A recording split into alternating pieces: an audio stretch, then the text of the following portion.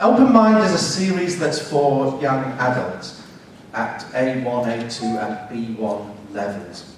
But the area that I'm really going to be focusing on today is this area of life skills. Each unit in the whole series ends with a section called Life Skills. And it's this life skills strand that I want to talk about in a bit more detail and then focus in on the whole thinking skills area. From our students' point of view, language is one of those life skills that they add to their portfolio of things that they can do. It ultimately makes them more employable. So we then started to develop this whole idea of what are these other life skills that our students need. And it grew into this whole syllabus strand. One of the key areas that we wanted to focus on was this idea of thinking and problem-solving skills. Critical thinking is active, not passive. It's based on reasons, evidence, and observation. It involves interpretation and evaluation, and leads to conclusions, decisions, action, and is based on an understanding of thinking skills, and so can be learned, taught, and improved. Why bother with all this area of critical thinking? I want to convince you, I think there are 4 very strong reasons why we should be bothering to introduce these kind of things into our classrooms. The first is, critical thinking skills cannot be divorced from language skills. What is the Common European Framework? Levels for language use. I mean, essentially it's a document. And within that document, there's a lot of other stuff, but at the heart of it is can-do statements or competencies that say if your level of language competence is this, you can do this. Okay? And there are it's full of tables saying what a student whose language is B1 level can do. And if you look at those kind of statements, you find that the whole critical thinking area is very deeply embedded in there. So I think one reason why we have a responsibility to introduce all this kind of critical thinking stuff into our classrooms is because you can't divorce all that from language learning. Critical thinking is essential to language learning. With what students do in the classroom, the whole deducing meaning from context, deducing new vocabulary items or grammar rules, it's all critical thinking. It's about evidence, evaluation, and coming to a conclusion. And the second point is that critical thinking is essential to language learning. Critical thinking skills are tested in exams. And my 4th point, why I think we should bother, is that critical thinking is part of educating for the world of the future. We live in rapidly evolving learning environments. We need to give our students the skills that they need to be an effective learner. We live in rapidly evolving work environments, the skills they need to be an effective professional. And we live in rapidly evolving social environments, the skills they need to be an effective citizen. So I want to look at this example of analysing assumptions. I'm going to ask you to try and solve this puzzle.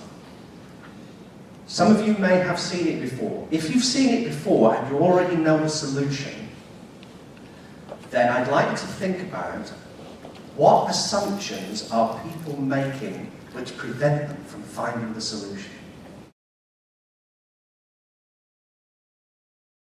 Connect the dots by drawing 4 straight lines without lifting your pencil off the paper and without going back over a line. And I'm going to help you by giving you some questions, some statements.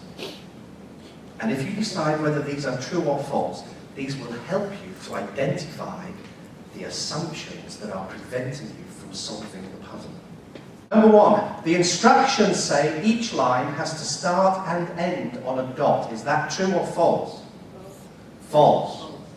I didn't know. It didn't say anything about that in the instructions. Secondly, your lines can go further than the row of dots. Is that true or false? True. It's true, the instructions didn't say anything about that. And thirdly, each line has to go through 3 dots. Is that true or false? That's false. As long as you stick to these assumptions, you can't solve this puzzle. You have to identify these assumptions, question them, and then you can get somewhere towards the solution. The solution is like this. You've got to go beyond the lines there, that's 1.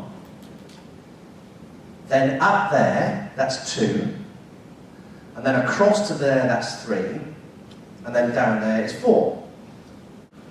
So these kind of puzzles help you to get at the idea of what underlying assumptions are